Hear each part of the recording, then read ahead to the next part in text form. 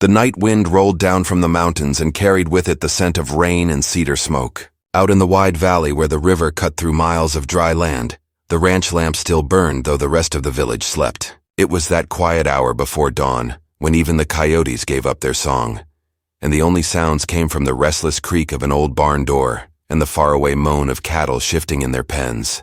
Inside the barn, a young rancher sat alone on a hay bale, elbows on his knees, his hat pulled low over his eyes. He was the kind of man folks in town called strange, not for anything he did, but for what he didn't do. He never joined the drinking contest at the saloon, never danced with the girls at the harvest fair, and when people spoke of women, he'd lower his gaze like a boy hearing a forbidden word. He'd inherited the ranch 6 months ago after his father's sudden passing. Since then, the land had become both his burden and his refuge. The nearest neighbors were half a day's ride away, and he preferred it that way. He spent his days mending fences, breaking horses, and fixing roofs, anything to keep his hands busy and his mind quiet. Yet even the hardest work couldn't silence that hollow ache that came at night, the kind of ache no labor could ease. Folks whispered that he was saving himself for the right woman. Others said he was just too shy to talk to one. Whatever the truth, he carried that reputation like a brand he couldn't scrub away. The storm broke just before sunrise. The sky turned silver and cracked with lightning, the rain slashing across the ranch like a wild beast. He ran out to tie down the feed wagon when he saw her. A tall figure moved through the downpour, walking as if the storm itself bowed to her strength. She was barefoot, her long dark hair plastered to her shoulders, and her clothes, what was left of them, were torn by the wind. Her skin glowed bronze even under the gray morning, and there was something both fierce and weary in her eyes. He froze where he stood. He had never seen a woman like her. When she reached the gate, she didn't ask for shelter. She demanded it. Her voice was low, steady, and filled with the kind of command only the wild give. He hesitated, unsure if she was human or something the mountains had sent. Then she said it. Words that would change everything that Quiet Valley had ever known. "I haven't had sex in 6 months, she said flatly, as if it were no confession at all, only a truth too heavy to carry further. The young rancher felt his heart slam against his ribs. For a moment he thought he hadn't heard right, but her eyes didn't waver. They burned with a tired honesty that frightened him more than her strength. He stammered, not knowing what to say. In his world, women didn't speak like that. Not to men, and certainly not to strangers. He looked away, his face burning red under the brim of his hat. She stepped closer, water dripping from her hair onto the dusty porch boards. "I mean no harm," she said, quieter this time. "I've been walking for days. I just need a fire, a place to dry, and maybe some food. My words scare you because I'm not from your world." She was right. She wasn't. She was Apache, tall, proud, with the bearing of someone who'd survived things no civilized soul could imagine. He led her inside, fumbling with matches to light the lantern. The small flame revealed the scars across her arms and the beads braided into her hair. She sat by the hearth, close enough that he could see her trembling hands. Whatever she had faced before she came to his door had stripped her of more than comfort. There was a strange sadness behind her eyes, a kind of grief he couldn't name. When he offered her a blanket, she took it without looking up. For a long while they said nothing. The only sound was the crackle of fire and the heavy rain outside. When she finally spoke again, her tone had softened. "You're alone here," she said. It wasn't a question. He nodded. "Since my father died," he murmured. She studied him for a long moment. "You're young to carry land like this," she said, "and too quiet for a man who lives under open skies." He didn't know what to make of that, but her words cut deep. It was the first time anyone had looked through him, instead of around him. He wanted to ask her where she came from, but something about the set of her jaw told him not to. Instead, he poured her a cup of coffee from the pot that had been sitting on the stove since last night. She took a sip, grimaced, and said, "You brew this like punishment." He nearly smiled. For a woman who had walked through a storm, she still had fire enough to tease him. Then, as if remembering her place, she straightened and looked toward the window. "They'll be searching for me by now," she whispered. "But I had to leave. My people, they think I've broken the old ways." Her words hung in the air like thunder waiting to fall. He didn't know what she meant, but he could feel her fear, buried beneath her boldness, coiled tight like a snake ready to strike. He wanted to tell her she was safe here, yet even he knew that safety was a word with no weight in these lands. The territory was raw, untamed. Outlaws and soldiers roamed the roads, and between them, men like him tried to live quietly, hoping not to draw the attention of either. Still, something in her presence unsettled him. Not danger, but destiny. Outside, the rain eased into a steady drizzle. The air smelled of wet earth and pine. He found himself staring at her hands, rough yet graceful, the kind that knew both war and tenderness. She caught him looking and smirked faintly. "You don't need to fear me," she said. "I fear no man who builds instead of burns." He didn't know whether she was mocking him or offering respect, but her tone carried both strength and sorrow. He asked her name, but she didn't answer. "Names tie us to things," she said. "Sometimes it's better to stay untied." By midday, the clouds broke and sunlight spilled through the windows, turning the dust into gold. She rose to her feet, towering over him. That was when he noticed her true size. Taller than most men, built strong like a tree that had survived too many storms. Her height startled him, but her eyes, deep, ancient, and steady, held him frozen. "You're not used to women like me," she said, half smiling. "But you'll learn fast. Out here, the weak don't stay weak for long." He swallowed hard, unsure if she meant that as a warning or a promise. His mind raced with questions. Who she was running from, what she had done, and why she had spoken those shocking words at his door. Yet beneath all that curiosity, something else began to stir. A strange pull he couldn't explain, like two wild creatures circling the same fire. That night, as darkness crept across the valley, the rancher found himself listening for her footsteps even when she wasn't near. She had taken shelter in the loft, claiming she didn't trust the ground after too many nights sleeping under the open sky. The old boards creaked above him, and every sound made his chest tighten. The fire dimmed, and the silence between them grew heavier, filled with questions neither dared to ask. Then, just before sleep could take him, her voice came down through the shadows. "You think I shocked you," she said softly. "But it's truth that offends quiet men most. I didn't come here to tempt you, rancher. I came because something is coming for me and maybe for you too." He sat up, his pulse hammering. "What's coming?" he asked. The loft went silent. Only the wind answered, sighing through the cracks of the old barn. When she finally spoke again, her words were faint but cold enough to still his breath. "Men with rifles and empty hearts. They've already burned 2 camps, and they won't stop until they find the woman who defied them." The rancher stared into the fire, its glow flickering across his face. He didn't yet know it, but the storm that had brought her to his door was only the beginning. By the next sunrise, the quiet valley would no longer belong to peace, or to him alone. The next morning came pale and quiet, the valley soaked in mist. The young rancher woke to the smell of smoke and the faint clatter of iron pots. He rose from his cot, still half lost in the dreams that had followed him through the night, dreams of fire, hoofbeats, and the tall Apache woman standing over him with eyes that seemed to see straight through the walls of his soul. When he stepped into the kitchen, she was already there, barefoot on the wooden floor, cooking beans over the stove as if she'd lived there all her life. Her long black hair was dry now, tied loosely at the back, and the morning light caught the faint scars that crossed her forearms like threads of history she'd never explain. He stood there, not knowing if he should speak first. She didn't turn to look at him. She just said, "You sleep like a man who's afraid of waking up." Her tone was calm but sharp, the way a blade is calm before it cuts. He didn't answer right away. "You didn't tell me your name," he said finally. She gave a faint smile. "Names mean little here. Your people call me things that aren't mine anyway. To you, I can just be the woman who showed up in your storm."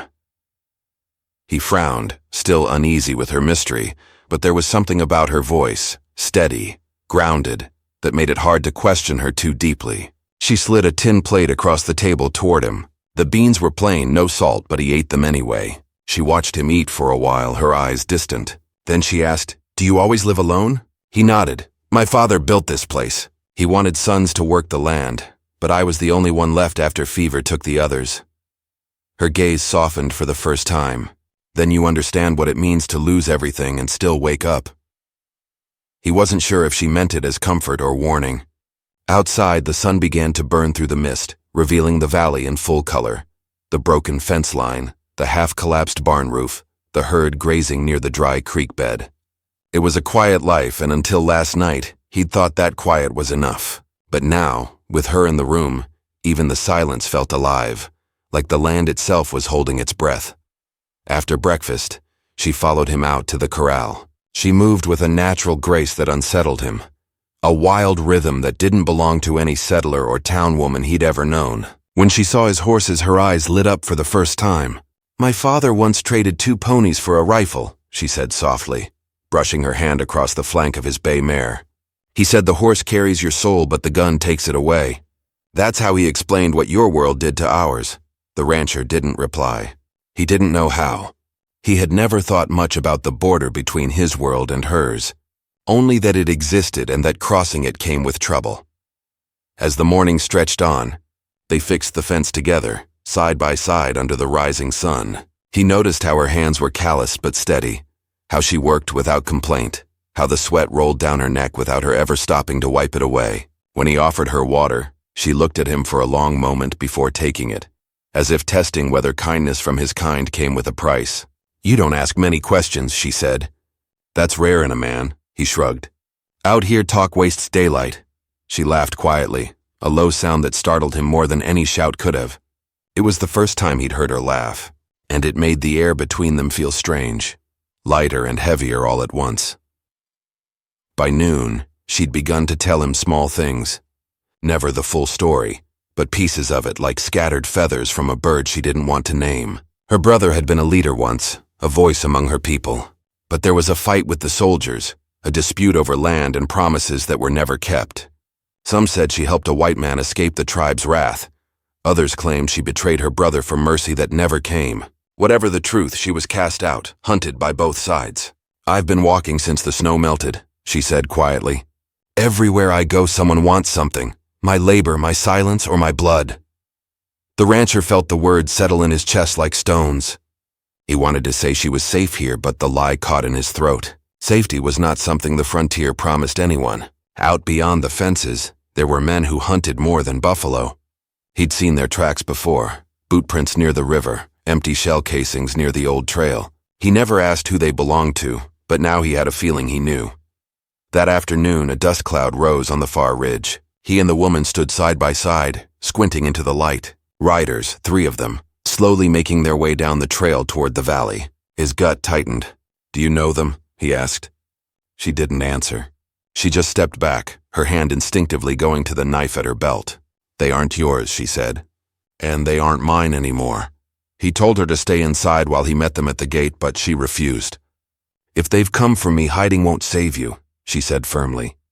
They waited in silence until the riders came close enough to see their faces. Dust-covered men with the kind of eyes that looked at people the same way they looked at livestock. One of them, wearing a military coat that had long lost its buttons, raised a hand in greeting. "Morning, friend," he called out. "You seen a woman pass this way?" Tall, dark hair, Indian kind. Dangerous sort. The rancher kept his voice steady. "Ain't seen anyone but my cattle." The man's smile didn't reach his eyes. "Funny thing," he said, dismounting. "Her tracks lead straight here." His boots crunched against the gravel as he stepped closer. The rancher's pulse thudded, but he didn't move. Behind him, he could feel her presence, quiet, still but ready to strike if she had to. The man looked past him toward the house, then spat into the dust. "If you're lying, boy, you'll regret it." They rode off after a long moment, heading west along the ridge. The rancher didn't breathe until they disappeared behind the hill. When he turned around, she was gone from where she'd stood. He found her a few minutes later by the river, kneeling in the shallows, her hands trembling as she splashed cold water over her face. "They were my brother's men," she whispered. "But they don't follow him anymore. They follow blood and revenge." He crouched beside her, unsure what to say. The way she looked at the water, haunted, distant, made him realize she wasn't just running from them. She was running from what she'd been forced to become. "You could leave," he said quietly. "Before they come back," she shook her head. "I've run enough. Maybe the land chose this place for me. Maybe it's where my running ends." That night the valley seemed darker than usual. Every rustle outside made him reach for the rifle by his bed, though he hoped he'd never have to use it. She sat by the window watching the moonlight touch the fields. "You still don't believe danger walks with me," she said. "But you will." Her voice wasn't angry, just tired. He wanted to ask what she meant, but he could see she was drifting somewhere far beyond his reach, into memories that weren't meant to be shared. Before dawn, the wind picked up again, carrying with it the faint smell of smoke, not from his chimney, but from somewhere beyond the hills. He climbed onto the porch, scanning the horizon. A dull orange glow flickered in the distance. Another camp burning. He felt a chill that had nothing to do with the cold. When he turned back, she was standing in the doorway, her eyes on the same distant fire. "They've started early," she said quietly. "They burned to draw me out." He stared at her, feeling the ground shift beneath everything he thought he understood. This woman, this stranger who had walked into his storm, had brought a war with her. One that didn't belong to him but would soon find him all the same. She looked at him, her face unreadable, and added, "When morning comes, you'll have to decide what kind of man you are. The kind who hides or the kind who stands." He didn't answer. Somewhere beyond the hills, the crackle of fire turned into the echo of distant gunfire. The sound rolled across the valley like thunder, and in that moment, he knew the peace of his quiet life had already died with the storm that brought her here. The woman stepped down from the porch, her shadow long in the faint moonlight. She turned to him, her expression carved between pride and sorrow. "If I stay," she said, "you'll lose more than your land. But if I go, they'll burn it anyway." He wanted to stop her, to tell her she didn't have to face it alone. But before the words could find him, she walked toward the dark edge of the pasture, her figure swallowed by the night. The faint jingling of her beads faded with each step until only the wind remained. The rancher stood there, hat in hand, staring after her. The world felt suddenly larger, emptier, and full of danger he could no longer pretend didn't exist. Far off, the first light of morning broke through the clouds, pale and uncertain, like a promise the land itself wasn't sure it could keep. The young rancher watched it rise, knowing that before the next sunset, the quiet valley would bleed, and the woman who came with the storm might be the only one who could decide whether he lived or died. The next day, the sky hung low and gray, heavy with the smell of smoke from the west. The rancher didn't sleep that night. His eyes kept drifting toward the door as if expecting her to return. The horses were restless in their stalls, picking up on something he couldn't name. By sunrise, he finally saddled his horse and rode to the ridge where he'd last seen the glow of fire. The trail was blackened and cold now, and the air carried the bitter stench of burnt hide and iron. He found what was left of a small camp, ashes, broken arrows, and a few boot prints pressed deep into the mud. He crouched to study them. The tracks were fresh. Whoever had done this had passed through only hours ago. When he turned back toward the valley, he saw a movement far down by the river. For a moment he thought it was smoke again, but then he saw her, standing knee-deep in the current, her clothes darkened with mud and water. She looked up when he called, but there was no relief in her eyes. "They're close," she said simply. "They burned what was left of my people's camp last night, the ones who stayed behind to protect the old." Her voice didn't shake, but the pain behind it was raw and silent. He told her she couldn't face them alone, that they'd track her until the earth itself gave out. She shook her head. "They don't hunt me for what I've done. They hunt me for what I know." He asked what that meant, but she only said, "Your kind makes promises in smoke. My brother believed them, and now the rivers run red." The day grew darker, though the sun was still up. Clouds drifted low and heavy across the plains. They returned to the ranch, where she moved through the house like someone who had already lived there once before. She found a rusted rifle leaning against the wall and cleaned it with quick, practiced hands. "You keep your tools sharp," she said quietly, "but your heart soft. That will get you killed faster than bullets." He watched her as she worked. There was something different about her that morning. Her movements were slower, measured, as if she was preparing for something she already expected to happen. He finally asked the question he'd been avoiding since she arrived. "If they find you here, what will they do?" She looked up from the rifle and met his eyes. The same thing men always do when they don't understand something. They'll destroy it. He didn't press her for details, but he could tell from the way she checked the doors, the windows, and the ridgeline that she had spent years watching her back. Before long, the rumble of hooves echoed faintly in the distance. She froze, her gaze narrowing toward the north. He could barely hear it yet, but she could feel it through the ground. "They're spreading out," she murmured. "They're not coming to talk." By midday, a new figure rode into the valley from the opposite direction. This one wasn't part of the riders hunting her. He was older, wearing the badge of a deputy and the dust of 3 counties on his coat. The rancher had seen him once or twice in town, back before he stopped going. The man dismounted slowly and nodded toward the porch. "Heard there's trouble brewing out here," he said. "Some talk about burned camps and stolen stock." His eyes drifted past the rancher toward the woman, who stood behind the doorway. "You got company, son?" The rancher hesitated, but the woman stepped forward before he could answer. "You've been following the same men," she said flatly. "They carry rifles with red bands and wear the faces of soldiers but answer to no army." The deputy frowned. "You seem to know a lot about them. Care to tell me why?" She crossed her arms. "Because I fought beside their leader once, before he turned his gun on us." The deputy studied her for a long moment. "If that's true, then he won't stop till he finds you." He turned to the rancher. "You'd better think hard about whether you want her here.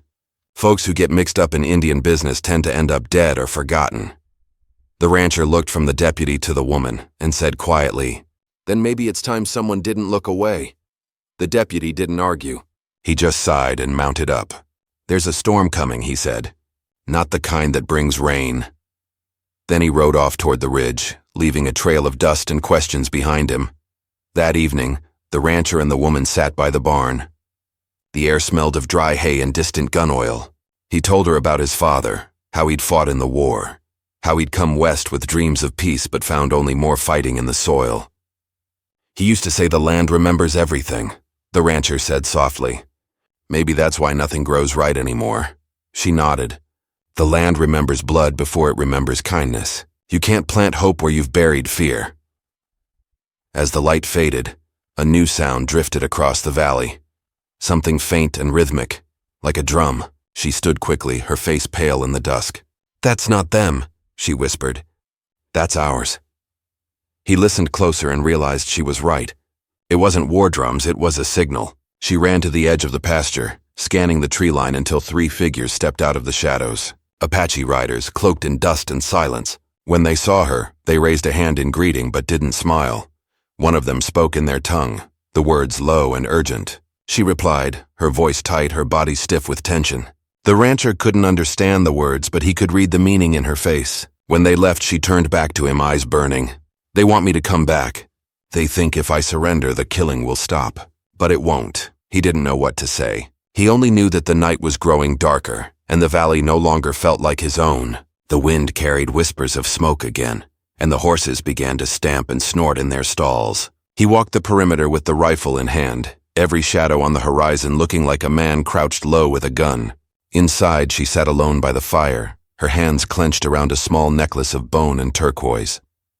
Sometime after midnight, she spoke without looking up. "You could still turn me in. They'd pay you. You could start a new life somewhere green and safe." He shook his head. "This land's all I know. And I don't sell people." Her lips curved into something that wasn't quite a smile. "Then you're a fool. But maybe the world needs one fool left." The next morning, the deputy returned, this time with a wagon and 2 other men. "Town's stirring," he said grimly. "Somebody spread word that you're hiding an Apache fugitive. They're talking about forming a posse." The rancher's chest tightened. "Who told them?" The deputy gave a hard look. "No one needed to. Out here, silence travels faster than words." He turned to the woman.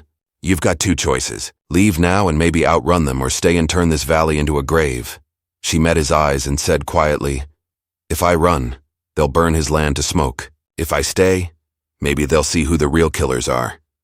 The deputy looked between them, then shook his head. "God help you both," he muttered, before riding away again.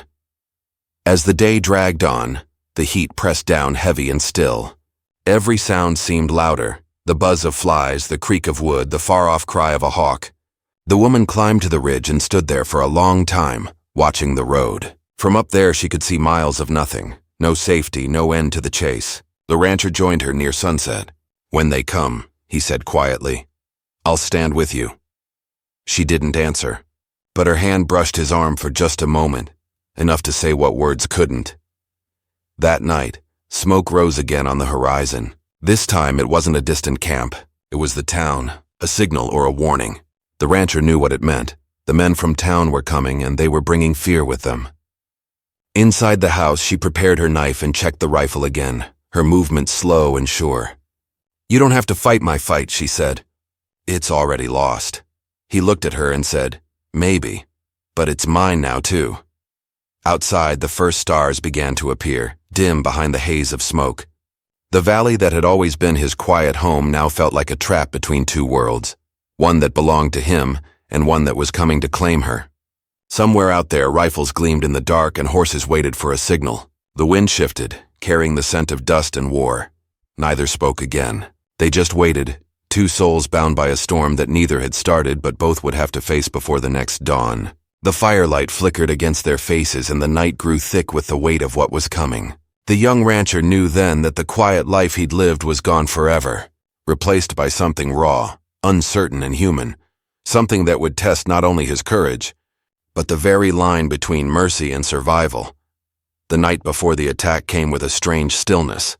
Even the crickets had gone quiet, and the air carried the dry scent of something about to break. The rancher stood on the porch, the rifle leaning against his shoulder, eyes fixed on the horizon where faint orange light pulsed against the sky. Every few minutes he thought he heard hooves, but it was only the echo of his own heartbeat. Inside, the Apache woman sat near the fire sharpening her knife, the soft scrape of metal against stone blending with the crackle of the wood.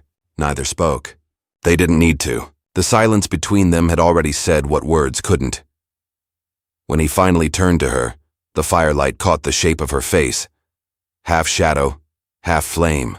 "They'll be here by morning," he said quietly. She nodded, never lifting her gaze. "They'll come from both sides. One group from town, one from the ridge. They think if they trap us between them, it'll be quick." He frowned. "You fought like this before?" She gave a small, bitter smile. "Too many times. And every time men on both sides think they're right." The wind rose, sweeping through the valley like a warning. The horses shifted nervously in their stalls. He walked out to calm them, and when he returned, she was standing by the window watching the dark stretch of land beyond the fences. "You could still leave," she said. "They don't want you." He looked out with her and shook his head.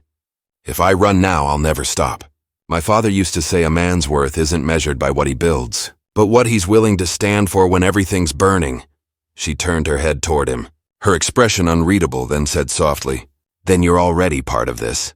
Just before dawn, the fog rolled in from the river, thick and low, swallowing the valley in gray. The ranch looked smaller in it, as if the land itself was trying to hide. From the ridge came the faint sound of a horn, one long note, then silence. The woman's hand tightened around the rifle she carried. "That's them," she said.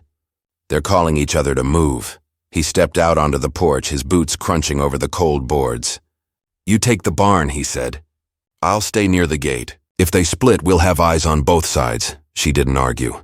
Her movements were quick and sure as she crossed the yard, disappearing into the mist like a shadow that had learned to walk among men. The rancher checked his ammunition and waited, every breath drawn slow and deep. The world felt suspended, balanced on the edge of something terrible. Then through the fog came the sound of hooves, slow at first, then faster. He crouched low behind a pile of hay bales near the fence, peering through the pale haze. 3 riders emerged first, scouts moving carefully, rifles at their sides. He recognized one of them, a ranch hand from town who'd once traded cattle with his father. The man's face was hard now, twisted with fear and purpose. "Search the barn," one of them shouted. "If she's here, we'll smoke her out." The rancher's pulse pounded in his ears. He waited until the first man stepped off his horse and moved toward the barn door. Then a sound cracked through the air, one sharp gunshot that split the fog in two. The man fell before he could cry out. The other riders spun around, shouting and firing into the mist. From the barn came another flash, then silence. He ran toward her, ducking low as bullets whistled through the air. The fog turned to smoke, and the smell of gunpowder filled his lungs. When he reached the barn, she was reloading, her eyes steady but her hands trembling slightly. "They've got more coming," she said. "The rest will be on the ridge by now." He could see it in her face. She wasn't afraid for herself. She was afraid for him. They fell back toward the main house, taking cover behind the stone wall near the porch. From the ridge came shouts, men calling to one another, their voices growing louder. He could make out the deputy's voice among them, warning them to hold, to think before firing. But fear makes poor listeners. The next volley came fast, splintering the porch posts and sending dust flying. The rancher returned fire, his hands moving from instinct more than training. Each shot echoed off the walls, each moment stretching longer than it should. The Apache woman moved beside him like a ghost, quiet and precise, never wasting a bullet. Between shots, he heard her whisper something under her breath in her language, a prayer, or maybe a promise. Then came a new sound, hooves from the south, thundering across the valley floor. The rancher turned in disbelief. More riders, but not the ones from town. Apache warriors, faces painted, bows raised, charging from the river. For a heartbeat, time froze. Then the valley erupted. Gunfire, shouting, Horses screaming in the chaos. The woman's people had returned, not to rescue but to reclaim. She stared at them with wide eyes, torn between relief and dread. "They shouldn't have come," she whispered. "They'll all die for nothing." The rancher grabbed her shoulder. "Then stop this. Tell them it's over." But she shook her head. "They don't listen to words anymore. Only to the dead." Smoke rolled through the yard as buildings caught fire. The heat licked at the windows, and the roof of the barn began to glow. The rancher pulled her toward the back of the house. "We can make for the creek," he said. "There's cover there." But she stopped, her gaze fixed on the ridge. "He's there," she said softly. "My brother." Through the haze, the rancher saw him, a tall figure on horseback, wearing the same red band around his arm as the men from before. His rifle rested across the saddle, his eyes cold and unreadable. "You were right," she said. "He turned his gun on us, now he'll turn it on you." The shots grew louder. The deputy's men were falling back, firing wildly, while the Apache riders circled through the smoke. The woman broke free from the rancher's grip and stepped into the open yard, shouting something in her tongue. The sound cut through the chaos for a moment, enough to make her brother hesitate. He looked at her, his expression torn between fury and grief. Then he raised his rifle. The rancher ran forward, shouting for her to get down, but the sound of the gun drowned everything else. A single shot rang out, followed by silence so deep it seemed the world had stopped breathing. The fog drifted between them, hiding what had happened. When it cleared, her brother was still on his horse, but she was on her knees, the rifle slipping from her hand. The rancher reached her just as she fell forward, her breath ragged but her eyes still burning. "Not yet," she whispered. "He has to see what he's become." She tried to stand, but he held her down gently, scanning the ridge for movement. Her brother dismounted and began walking toward them, rifle lowered, smoke curling around his boots. The deputy's voice echoed again from somewhere in the chaos, calling for a ceasefire, but no one listened. The valley was past reason now. Fire crackled in the fields, and the sky glowed red like dawn turned to blood.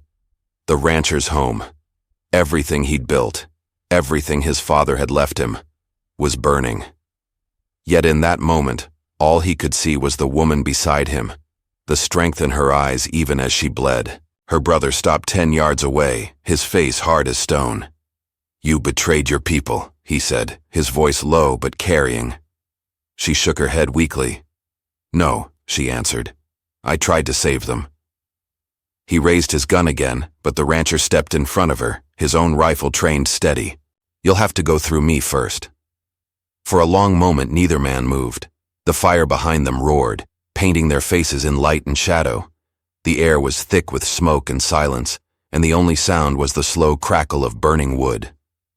The brothers' eyes flicked between them, unreadable, then to the valley beyond where the last of the fighting was fading into the distance. "You'd die for her?" he asked quietly. The rancher didn't blink. "I'd live for her too." The words came out simple, but they carried the weight of everything. The storms, the fear, the long nights of quiet hope. The brother's expression shifted, just barely, and for a heartbeat the rancher thought he might lower the gun. But then another shot rang out from somewhere unseen, striking the dirt near their feet, and the moment shattered. The brother turned sharply, shouting orders in his tongue, and the chaos surged again. The rancher dragged the woman toward the porch as bullets tore through the air. The heat from the flames grew unbearable, the roof beginning to collapse. She gripped his arm, her voice barely a whisper. "You can't save me," she said, "but you can save what's left." He looked at her, confusion and fear twisting through him. But before he could answer, a deafening crack split the air, the sound of the barn roof giving way. Fire burst upward, and the world turned to smoke. The rancher pulled her toward the creek, the roar of flames behind them, the cries of men and horses echoing through the valley. Somewhere behind the curtain of fire, her brother was still shouting, still searching. The ground shook with every step, the heat searing their skin. And then, just as they reached the edge of the water, she stopped and turned back toward the burning ranch, her eyes filled with something fierce and final. He grabbed her hand, but she didn't move. The night exploded with one last flash of light, and everything around them fell into a silence so deep it felt like the world itself was holding its breath before the end.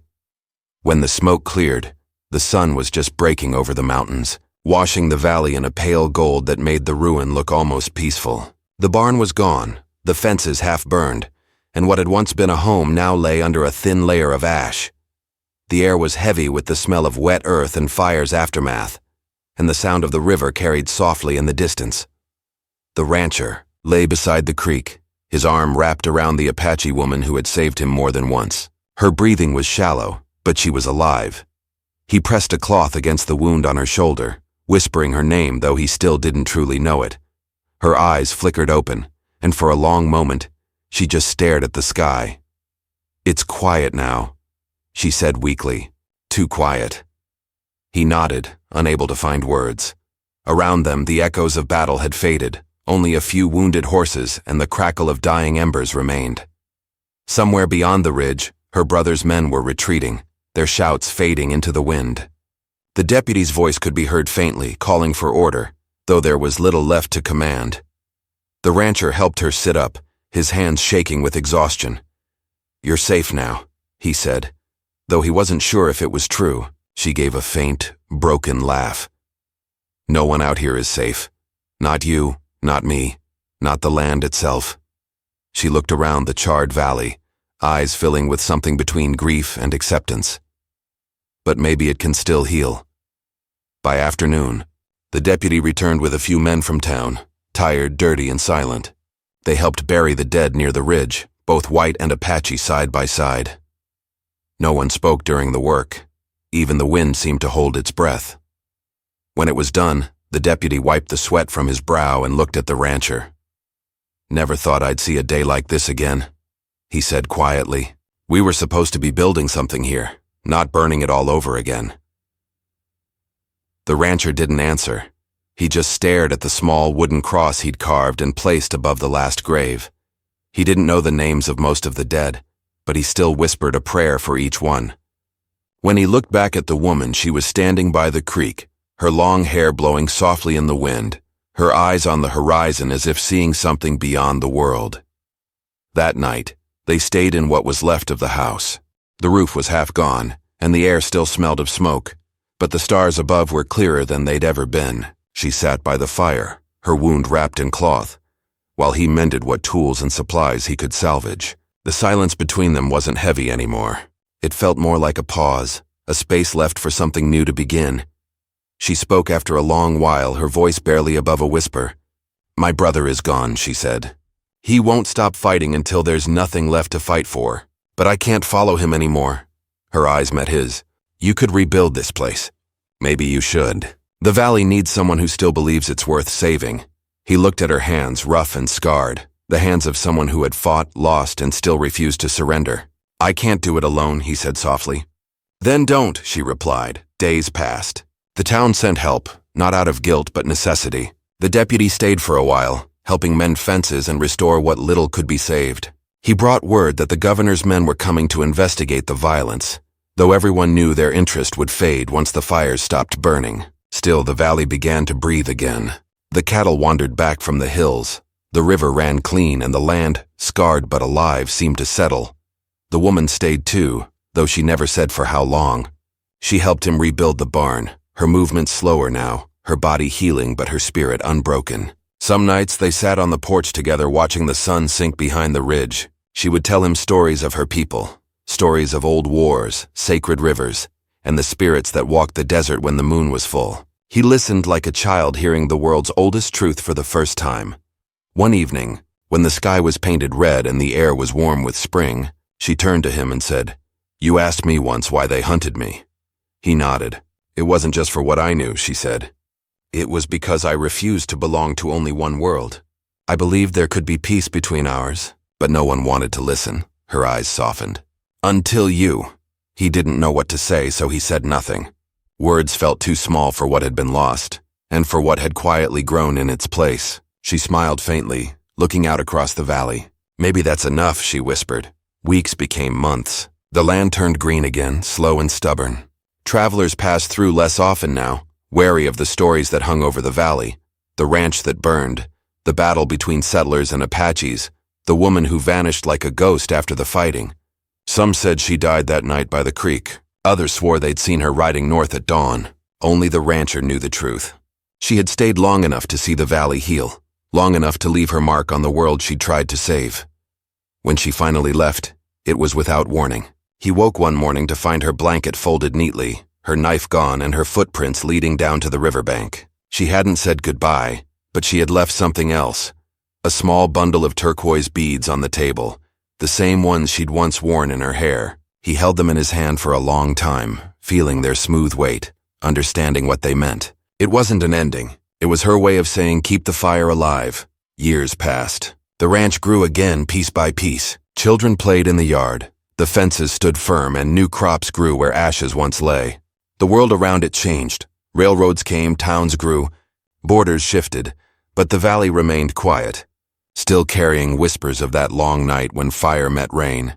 Sometimes at dusk, the rancher would walk to the ridge where the graves rested under a cluster of wildflowers. He'd look out toward the horizon and think of her, the giant Apache sister who had walked out of a storm and into his life, the one who taught him that silence didn't mean peace, and that strength wasn't in the fight, but in what survived after it. He would kneel there and whisper the same words he'd said the day she arrived. You're safe now. Only this time he said it to the land, to the sky, and maybe even to himself. When he finally stood and turned back toward the house, the last light of the sun caught the turquoise beads hanging by the doorway. They glowed softly in the evening light, a reminder that even out here, where the desert had burned and men had fought, something sacred had endured. In the end, the valley didn't remember the war or the fire. It remembered the two people who had refused to let it die. One born of the plains, one born of the mountains. A rancher and an outcast. A quiet man and a woman too strong for silence. Their story became a whisper passed down through the years. A story of fire, forgiveness, and the fragile kind of peace only the brave ever find.